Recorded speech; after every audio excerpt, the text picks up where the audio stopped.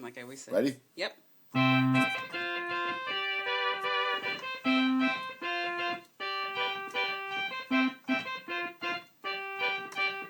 The Unknown Zone. Talk show. The Unknown Zone.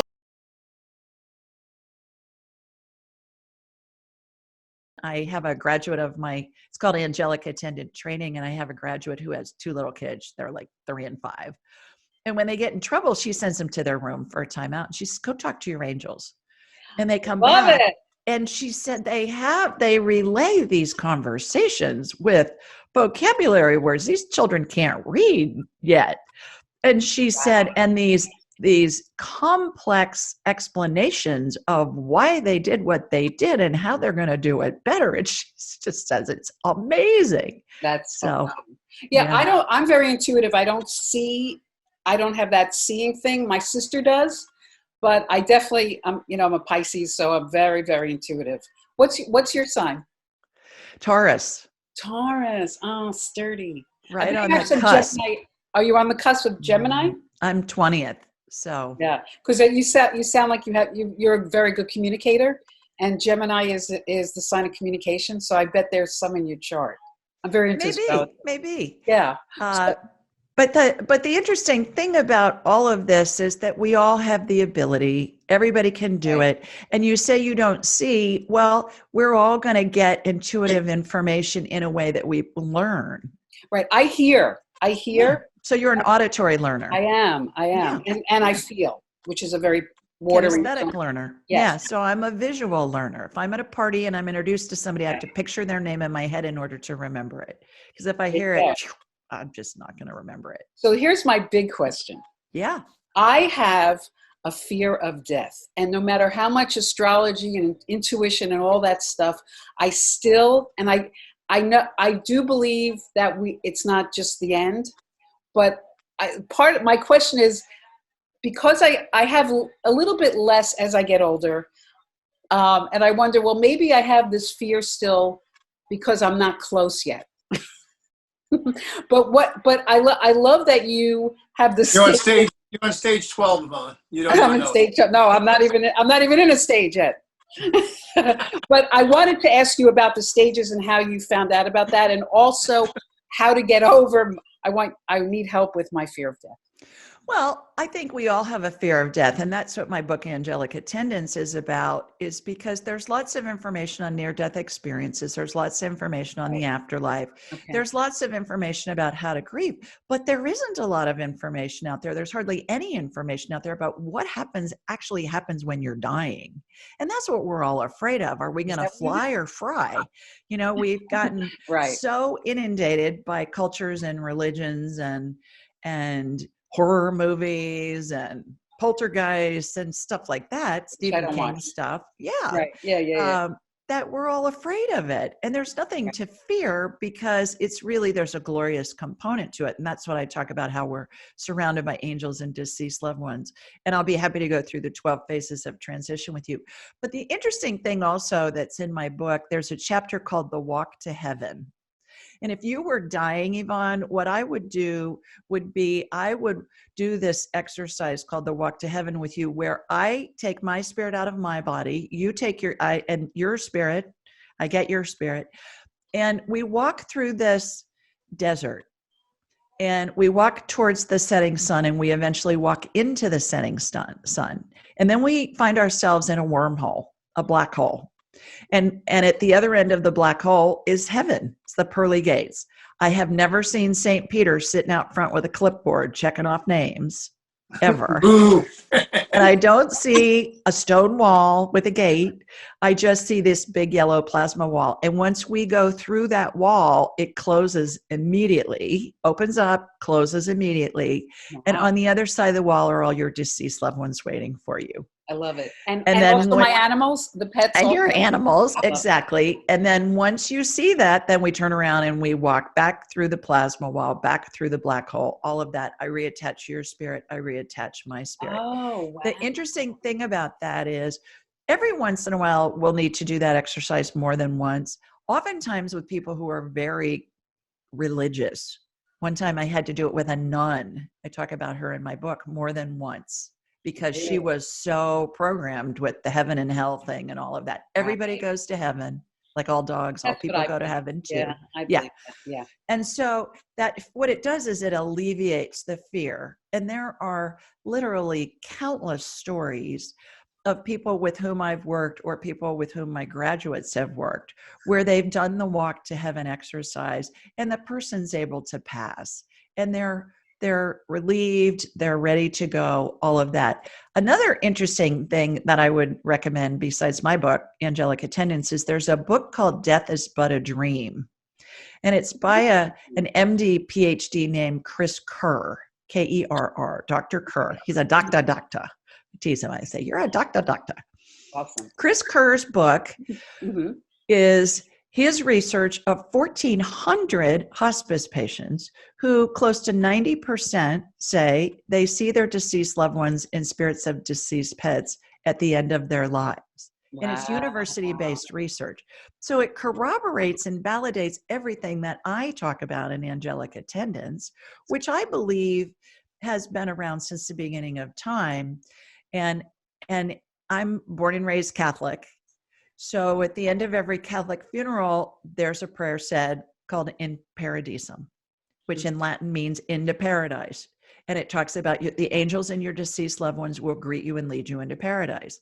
That's what I see happen. And his book corroborates everything that I talk about. So when I was researching this for my book, what I found was In Paradisum was written in the 5th century as a Gregorian chant. Oh, wow. Perhaps it took till the 5th century till somebody was learned enough Right. to write this down. Yeah. And certainly some of the most well-educated people were men living in monasteries and in synagogues. Right. Right. Right. So I think, okay, you know, there's definitely lots of history. And I interviewed Dr. Kerr actually on my show, and he talks about all these references in Shakespeare, in all the holy books, in whatever. I totally believe it, you know, and you know, it's the ego mind and my intuition, you know, it's just like some days I'm totally fine. And then other days I get, you know, I get anxious. Well, and when you feel that fear, Mm-hmm. that's your spirit, your intuition saying, hey girl, look at this from a different perspective because you're out of alignment. Right. Because we all come in with an internal GPS system, and it's called our emotions. So when we feel neutral or good, we're in alignment. Exactly. We're seeing things clearly. When we feel bad, yes, we're seeing things out of alignment, where it's based in an irrational fear. That's false. It's fake news. It's false. And I know that from recovery. Fear is false evidence appearing real, or face everything and recover. There you go. So I have one on the other side of that. What side is that? When I've been on a plane and people like always afraid the plane will go down, will die, crash and burn. I'm like, I'm okay with that. I'd be upset more for the children on the plane. That's who I'm upset for. But they might have chosen to be there. Exactly. Yeah. Right, but I feel bad for myself that I'm going to crash and burn. Right. Oh my God. Or you display your fear onto the children. I'm just saying. So. Well, it's because you have a clear conscience, Phil. I don't know what that says about you. No, Phil's a good person. He's one of the good ones. He's a clear conscience. But you're right, Yvonne. We all decide when we go, where we go, how we go, who's with us when we go, and what the circumstances. So I'm going to go on my sleep when I'm like 95. It's perfect. There you go. I have one last question because we're coming to the end, and I am so grateful. I feel like I hardly did anything, and you did all the work, Julie. My pleasure. You've been a joy. I wanted to know if you could possibly scan my sister. I know you have an appointment with her in a couple months, but she has a growth in her uterus that has been there for a while. Mm-hmm. And she's okay with that? I mean, I'm going to ask her. I mean, she's okay with me scanning her. Oh, yeah. Yes. Yeah. Not okay with the growth in her uterus. So have they done a biopsy? Do they know if it's malignant? She's going to go this week, actually. So it's very possibly just a fibroid. Perhaps. Hopefully. Okay. Yeah. So what I'm going to do is I'm going to connect from me to you and from you to close my eyes so that I can see in my mind's eye what's going on. And then I'm not distracted with other things. So here we go. I raise my vibrational level. It takes a second, nanosecond. I watch a laser beam come from my body here in Sweet Home, Alabama, and Birmingham, Alabama. It's hooking into you in New York. Got you. Okay, it's going this way. It's going to my right, your left. Okay, so I don't know what direction you're facing, but Mhm. I'm going there. I'm talking to Yvonne. Is it okay if I scan you? Yes. She got a big old fibroid. Awesome. Yeah, she's got a big old fibroid. So that's all it You is. want me to do a healing on her real fast I would while I'm in there? love Well, I that. have her on my radar. Okay. So she's got a big old fibroid. It's pedunculated, which means it's on a stem. Think of a mushroom, Okay. the stem of a mushroom. Mhm. So I'm using a hot wire. When I say it's spirit working through me and with me, using a hot wire that's going to cut and cauterize at the same time. Phil, you know what I'm talking about. Oh, I know every word you're saying. All right. And then we're removing that. Fibroids are caused by too much fibrin in the body. Fibrin is a mechanism used to clot blood. So we need fibrin, but when we have an excess of fibrin, it causes fibroids, it causes excess scar tissue. Okay. And it looks like fibers that you'd see in a spider web. Okay. Okay. Yes. Like have you ever seen a picture or a documentary on a silkworm? They drool and their drool turns into this protein that's a fiber. It is a protein that turns into a fiber. Anyways, I'm watching these fibers come out of her uterus and wind itself into like a cocoon. I'm Mhm. removing that. And then I'm doing a DNA healing on her to get the mutation in the DNA that's causing the excess fibrin to happen corrected. So imagine a piece of paper you see in a fortune cookie with the fortune written on it. Mhm. It's got 4 letters on it, ATCG. Those are all nucleic acids that are in DNA. A strand can have 100,000 letters. It can have 1,000,000,000 letters. I'm watching them get rearranged like I'm watching a Scrabble game. You're moving letters up and over just in warp speed. Okay. It's snapped back in. That will help. That's amazing. Thank you. We're Yeah. going to get cut off. Do you want to come back or should we just Yeah, I'll come back. Okay, good. Oh, Okay. cool. Yeah, So yeah. let's get out and because I would like to talk a little longer and then have a I proper love that. Sure. Awesome. I Okay. got all dolled up for you on Sunday. I mean, come I'm on. excited. I'm having a great time. We're back. We're Yeah, back. So, Julia, when I've taken images of fibroids, to me, how I the big ball in Epcot, when you go and you see that's what it reminds me of always. Yeah. To me, that's the fibroid to me. Yeah. And they can be submucosal and they can be pedunculated, which means they're on a little stem. Yeah. She got a big one. She got a big one. Yeah. I did. Well, she has You got very heavy period. Yeah. And it's been for a long time. She did have it removed a long, long time ago, but I guess it grew back and it's just so annoying to her and I feel bad. Well, was she scoped when she got it removed? I don't know. Yeah, she probably was because they don't really even do that so much anymore because when they go in and they morcellate it, they chop it up. What happens is some of the cells remain and then they grow back even larger because you got these little pieces that come together and they all have the blood supply. That's what happened to me. Wow. I've seen a lot of studies, images to block all the blood flow to it as well. Oh, the ablations and Yeah. well, I forget what they call that when they do the I can't remember. There's a name for it where they block the arteries that go into it. It's supposed to be pretty painful. At least like 10 times. Oh, geez. Wow. Yeah. I'm just a civilian. Mercury's retrograde, and I'm just, you know what? I'm so glad we're doing this, and it's working out. I just have to say that. Oh, it's so fun! I'm fun. so thrilled to get to see you. I know. I had a great connection with you. I did too. It's so funny too, because when you said to me, "How did I find out about you?" I couldn't remember because I am constantly checking and looking at different YouTube things. And I was so surprised that I didn't remember. And that's how I knew it was just like a divine thing. Yeah. You know what I mean? And then I watched the way you, I don't want to use the term handle, but the way you like work with people on your show, and you have such a kind heart and you're able to just like be present and help them. And I almost feel like you really do calm people down too. Oh, thank you for that. I think at this stage of the game, Ageless. yeah, baby. And I tell people say, well, how do you feel? at this age? And I say, I feel really good. And the biggest difference I notice is I don't care as much what people think. It's fantastic. And It's and fantastic. if people say, well, you're not right, that's not right. That's not what showed up on the Oh, scan. I go, okay, all well, I can report is what I'm getting. Doctors are 60% right.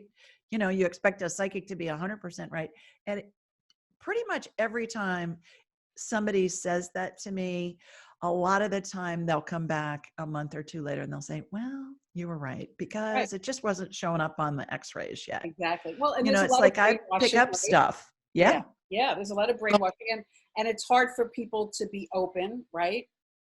Well, I don't even think it's brainwashing. And Phil, you can address this. I think it's a matter of energetically, we can see things before the PET scan or the CT scan or the MRI's picking it up. And they'll say to somebody, well, no, you've got liver cancer, but your lungs are clear. Well, I'll see metastasis in the lungs and we'll work on that to remove that. And then they'll say, no, I just had a PET scan and they said it was clear. And I'll say, well, well, perhaps, but at that I'm point, seeing it. And then they'll come back to me a month or two later and they'll say, you were right. It just wasn't showing up yet. now, Interesting. Julia, do angels get together? Like you guys said, like Vaughn said, there's divine dimension. You guys kind of like hooked up. Do like certain angels like get other angels from other places and say, hey, get together in a Right. way? We got to put her with her right now. Absolutely. Because a great example is what I talk about in my 12 phases of transition in angelic attendance, because the person who's dying is surrounded by angels. And the person's guardian angel is always with them throughout all of their lifetimes, the same one, and with them in heaven, because we live many, many, many lifetimes. Yeah. I believe that. And so when somebody's dying, and this is a great example, there's this circle of angels that show up and surround the person who's dying, and they're called in. So yeah, it would be a group of angels. And then the funny thing about this, Phil, is at the end, when they're getting close to dying and to transitioning, they form this straight line, and it's like they're the line of demarcation between our reality and the spirit world reality. And I call them angelic crowd control, because they're there to hold back all the thousands and thousands of spirits that have come in to welcome the person to heaven. Back when I was growing up in the suburbs of Columbus, Ohio, we had these ladies called the welcome wagon ladies. Did you ever hear that term? And when somebody would move in the neighborhood, they'd bring like a basket of fruit or goodies or baked goods or whatever. So I call this the Welcome to Heaven Committee. It reminds me of the welcome Fruitcake. wagon ladies. Exactly. Right. I had a friend who passed away a few years ago. She was our age, and I said to her 2 days before she passed, I said, you better give me some signs, right? And I swear to God, 2 days after she passed, I was in a sushi restaurant, and her favorite song came on. Oh, You there know, you go. and then she had this car that she gave me, and I ended up not keeping, which is ironic because That's a pretty nice friend giving it was, you a I know, it's car. very nice. It's like she didn't need it in heaven, right? Yeah, she didn't. Can't It's the take it first with time you. anyone gave me a car. It was awesome. It was my AA anniversary a couple years later, and I swear to God, on the day, that car was parked in front of my building. I mean, like, something's just too crazy. You can't make it up. Can't make that up. Yeah. Yeah. I Exactly. often see my mother's birthday a lot, and I consider that, or like her name isn't that common. It was Lynette. And like, I will have coincidences like that where I'll see her name, It's not a coincidence. It's her letting you know that she's around you. Exactly. Yeah. So here's a question. Okay.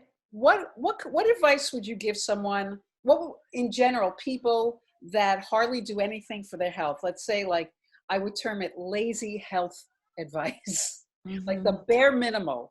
What would you suggest? Avoid sugar and processed foods. That's it. Yeah. Which is really hard to do. But I did it because I had the gluten allergy, right? The wheat gluten thing. And I also don't like to feel sick. Like some people, I almost feel like people accept it. Well, my daughter-in-law is a veterinarian in California, and she tells her humans, her patients are the animals, and she calls them the humans. She says, Yeah. I tell my humans all the time that age is not a disease. And I think that pertains to humans as well. Age is not a disease. And we're so conditioned. Again, we were talking about being afraid to die before, but I think we're so conditioned with, well, you got to take all these pills when you get to a certain age because, you're going to need them, and you're going to have heart disease, and you're going to have diabetes, and you meet these people, my parents, both of whom, like, God, they had these containers with all their pills in them, and they would, once a week, they would sort out their My pills grandmother. and the Yeah. pills they needed to take on what day of the week, breakfast, lunch, and dinner. It's amazing how we've kind of like been a bunch of lemmings Right. on Well, the this. And pharmaceutical companies like that. So that's well, exactly. And our grandparents, our age of grandparents, my grandmothers were born in 1900 and 1902, and they both lived to be close to 100. And one had some issues that were medical, but her diet was terrible.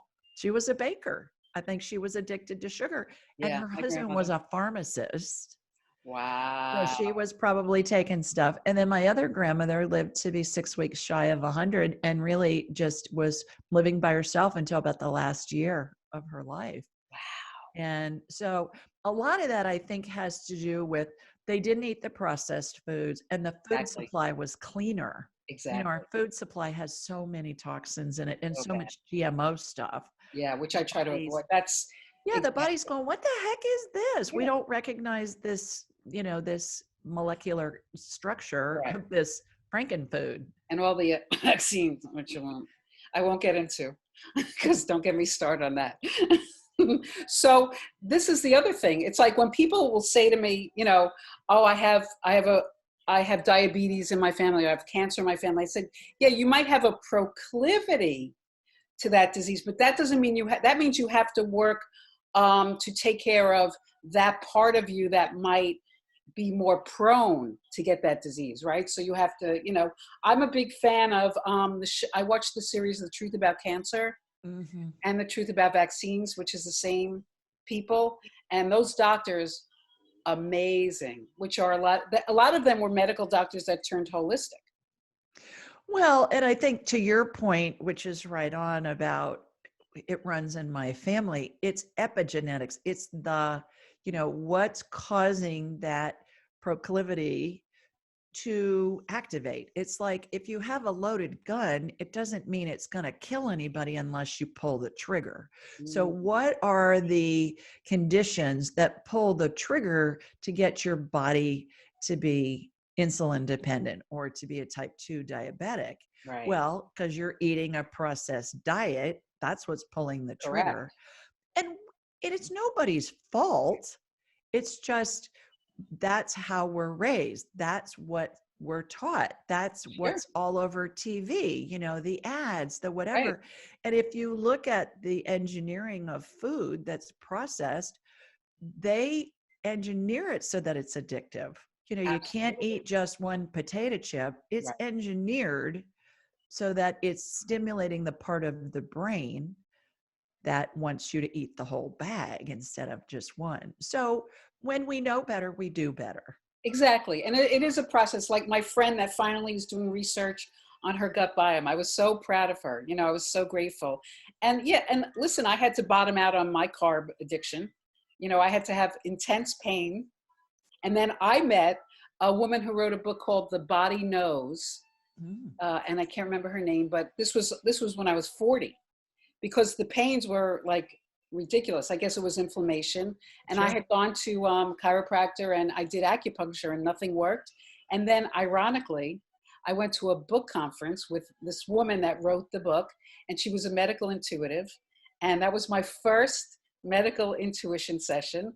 And she told me at that time, they were calling it a weed allergy. And she said I could have it occasionally. I just couldn't have it every day, which of course I was doing. Right. And within 4 days, the pains were gone. But the interesting thing about the wheat allergy too, it goes back to sugar because the food is so processed, so highly refined. A piece of whole wheat bread absorbs 10 times faster than a teaspoon of sugar Wow. because it's like it's pre-digested. Okay. It's so highly refined, and then they'll add some wheat back in after it's refined, but the majority of it is just, it doesn't even have to digest. Oh my And so God. it spikes that blood sugar, Mm. and then it causes inflammation, and then you're in a super inflamed state, which makes you hypersensitive to different stimuli, which includes wheat. So it's Yeah. not always just the wheat allergy, it's the processed foods that are really at the root cause of Yeah. it. And Well, that makes again, there's that reverse engineer. Let's reverse engineer really what's going on. And the bottom line is processed foods, which it's hard to stay away from. I get that. Yeah. Well, it is changing though, because even in my neighborhood, one grocery store, the whole second floor now is organic. So people are getting smarter. I heard that in Europe, the food is much better, probably like when we were growing up and our grandparents were growing up. So you could probably eat pasta there and Yeah. not have a reaction. Well, it's not GMO wheat, first of There you all. go. It's not sprayed with Roundup, Thank you. secondly. Yes. And Monsanto, thirdly, right? Yvonne, yeah, Monsanto. right. Yeah, And well, when I heard that they soak the wheat in pesticides to dry it out faster, my head almost exploded. right. And the other thing about Europe, especially Italy and the Mediterranean diet, Italy, Greece, all those countries around there, is they never eat it alone. They're always eating it with olive oil or some kind of fat that slows down the absorption of the carb. I mean, you're Interesting. not going to ever see anybody eat pasta just plain.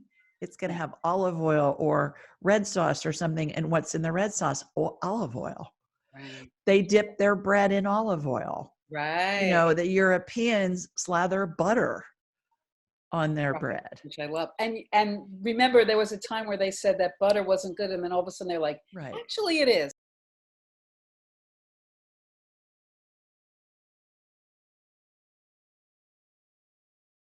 Show, the unknown show, the unknown zone.